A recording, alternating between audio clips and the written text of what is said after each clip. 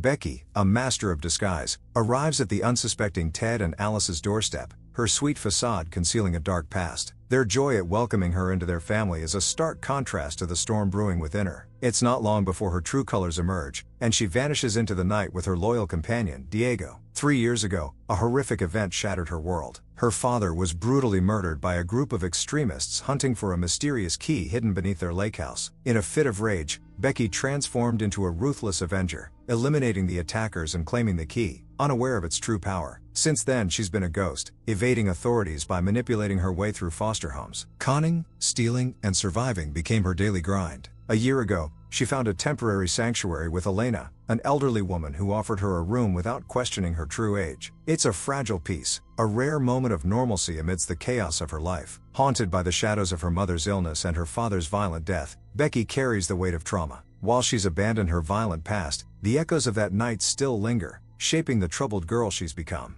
Dark thoughts occasionally flicker through her mind. For example, while serving customers at the restaurant, she sometimes imagines harming someone who insults her, but these impulses never materialize into action. One evening, as Elena and Becky share a lighthearted conversation, a news report interrupts, revealing a disturbing truth. A violent fascist group, known as the Noblemen, is gaining traction across the country. Their primary target is Senator Hernandez. Authorities have been tracking the Noblemen's online activities for months, noting a recent surge in their aggression. The news warns of a potential confrontation at the upcoming Fillmore Town Hall meeting.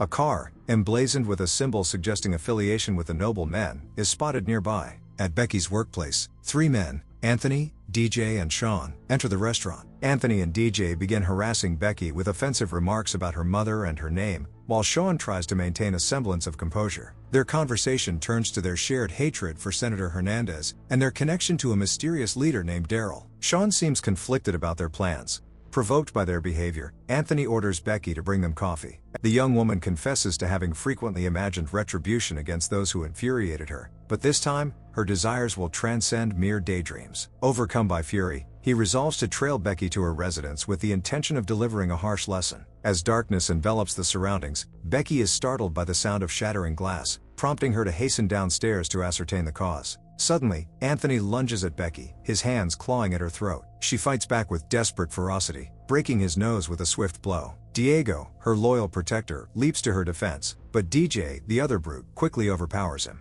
Outnumbered and cornered, Becky is helpless to stop the onslaught. Amidst the chaos, Sean, one of the attackers, seems hesitant, insisting their plan was just a scare. But Anthony, fueled by rage and a twisted sense of power, is unstoppable. Just as the situation appears hopeless, Elena bursts into action, gun in hand. She disarms DJ, but before she can neutralize Anthony, he pulls out a hidden weapon and fires, stealing Elena's life in a single, devastating shot. Becky is frozen in horror, her mind reeling. The next morning, the grim reality of Elena's death sinks in as she discovers her lifeless body. And then, the sickening realization hits her. Diego is gone. Meanwhile, Anthony, DJ and Sean arrive at the lair of their mysterious boss Daryl. This is their first meeting, and Anthony insists on silence about the events of the previous night. Sean, clearly uneasy, tries to protest, but Anthony's iron grip on the situation quells any dissent. Overwhelmed by grief and a burning desire for justice, Becky lays Elena to rest. 2 missions now consume her: avenge her friend's murder and rescue Diego. Armed and determined, she sets out to find Daryl, the name she caught during the confrontation at the diner. There are only 2 Daryls in town. The first, an elderly woman struggling to breathe, is clearly not the ruthless leader she's seeking. With renewed focus, Becky heads to the other Daryl's address, the same place where she saw Anthony and his gang earlier. Several men are having lunch with Daryl and his close friend, Twig. The organization's leader, Sean, notices that Sean seems troubled and asks if everything is okay. Anthony quickly speaks for Sean, saying they are tired from the long journey. Anthony then introduces Diego as his dog, carefully hiding what happened at Becky's house. Sean is upset by this and leaves the table, making Daryl aware of the tension. Meanwhile, Becky watches the group from outside. She sneaks into a room where she finds proof connecting the group to the Noblemen organization. This group plans to attack Senator Hernandez with weapons the following day. As Becky takes pictures, she hears someone coming and quickly hides. Sean and Daryl enter the room. Trying to understand why Sean is upset, Daryl tells him a frightening story about his time in Iraq. He recounted the agonizing decision he had to make to end the life of his wounded companion to ensure their mission's triumph. He also disclosed a special USB device holding information about every member of the Noblemen group. Daryl emphasized that a single unreliable person could jeopardize their plans and directly questioned Sean's loyalty. He even inquired about the reason for Sean and his friend's tardiness, to which Sean nervously attributed it to a flat tire, unintentionally hiding Anthony's secret. Once the men left the room, Becky seized the chance to examine the USB drive. Fueled by a desire to retaliate against those who disrupt the world, she resolved to participate in this dangerous game. After successfully stealing the drive, she swiftly escaped and concealed herself in a nearby barn. There, she discovered an arsenal of weapons, including firearms and explosives. As Daryl proposed a toast to their upcoming mission, a knock at the door interrupted him, capturing his attention. He stepped outside to investigate.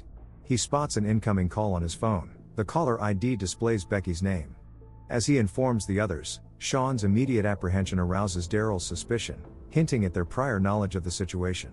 Anthony reluctantly divulges the incident of Diego's kidnapping at Becky's residence, carefully omitting the tragic demise of Elena. A call from Becky follows, containing a chilling warning about a child of extremes, angelic when good, monstrous when bad. DJ dismisses her as humorous, but Daryl and Twig recognize the gravity of the threat. Daryl demands the return of Becky's dog and orders someone to apprehend her. Anthony volunteers, dismissing Becky as a mere child. Upon leaving the house, Anthony contacts Becky, but she insists on a meeting in the woods. There, he brandishes a firearm but hesitates to use it, fearing the consequences of confronting Daryl. Stepping forward, he inadvertently plunged into a meticulously excavated pit, the handiwork of Becky and her excavator. Rather than a swift execution, Becky opted for a more protracted and agonizing fate for her friend's murderer. Subsequently, within the house, a peremptory knock disrupted their assembly. Gazing through the glass, Daryl observed Anthony outside, his mouth securely immobilized with duct tape. Driven by curiosity, Daryl unsealed the door, only to comprehend too late that the object concealed by the tape was a grenade. Twig proposed contacting the law enforcement authorities, but Daryl dismissed the suggestion, citing the arsenal of weaponry stored in the barn, destined for their insurrection at the town hall. The leader then demanded explanations from Sean and DJ concerning Becky's motivations and their complicity in the events. Sean and DJ finally confessed that Anthony, and not themselves, was culpable for the murder. Upon learning of the insurrection plans, Sean disavowed the organization's intended violence. He renounced the Brotherhood and attempted a hasty departure. Enraged by Sean's defiance, Daryl swiftly incapacitated him with a forceful blow, subsequently terminating his life by fracturing his neck. Overwhelmed by fear, DJ acquiesced to Daryl's demands to ensure his survival. Becky unexpectedly re-established contact, revealing her possession of both photographic evidence of the organization's nefarious scheme and their crucial data storage device. Exasperated by Becky's actions, Twig charged outdoors armed with a firearm, with the intent to eliminate her. However, anticipating his assault, Becky employed a crossbow procured from the barn, inflicting a wound to Twig's cheek. Despite the injury, Twig re-entered the house, compelled Daryl to extract the arrow, and then stormed back outdoors, while Becky swiftly fled the scene, inadvertently abandoning her bag in the process. Meanwhile, Daryl retreated indoors, commanding the terrified DJ to aid in locating the girl. He insisted on capturing her alive as she was the sole repository of knowledge regarding the thumb drive's whereabouts.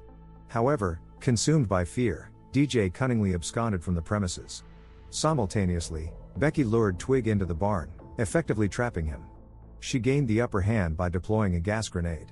Subsequently, she envisioned using their substantial vehicle to eliminate him, but was thwarted by her inability to access the keys.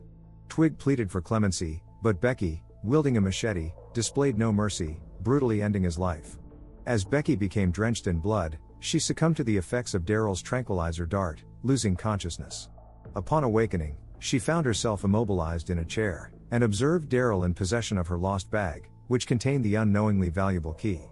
Daryl revealed a hidden sequence of numbers engraved within the key's cylinder, which he speculated were coordinates. Unexpectedly, another individual entered the room, a familiar figure resembling the Daryl she had previously encountered. Shockingly, this woman unveiled herself as the mastermind behind the Nobel organization and, astoundingly, Daryl's mother. Following introductions, Becky was interrogated about the thumb drive's location but remained resolute in her silence. Attempts at intimidation ensued, but Becky recognized her advantageous position as the sole individual aware of the drive's whereabouts. Daryl Sr. offered her freedom in exchange for the thumb drive, but Becky defiantly spat in response. In a calculated move, Daryl Sr. fed Diego, Becky's loyal companion, before issuing a threat against the animal's life.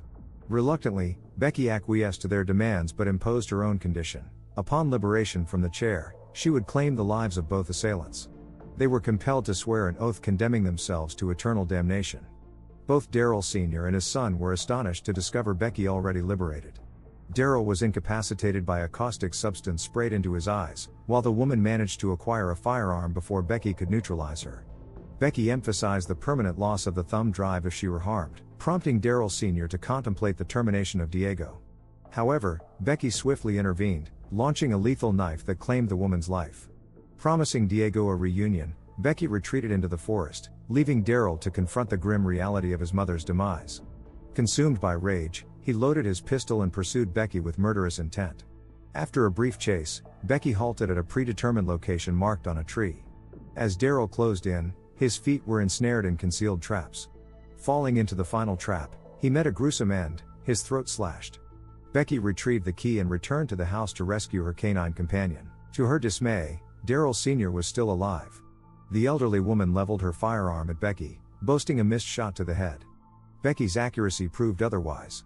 At Becky's command, Diego viciously attacked and killed the woman, ending her tyrannical reign. 24 hours later, Becky found herself in a CIA office, engaged in a meeting with Agent Kate Montana concerning the thumb drive. Agent Kate expressed astonishment at a 16-year-old solo dismantling of a Nobel cell. Recognizing Becky's exceptional courage and intellect, Agent Kate extended an offer to become the agency's youngest recruit. Becky accepted and agreed to collaborate with Kate in determining the key's purpose. As the film concluded, DJ was engaged in repairing his truck when unexpectedly approached. Drawing his firearm, he recognized Becky, now assuming her new role as a CIA agent. As DJ realizes she is the innocent victim of their unjustified actions, Becky launches a devastating rocket attack. That concludes our recap of The Wrath of Becky, 2023. Thank you for watching. We'll see you in the next video.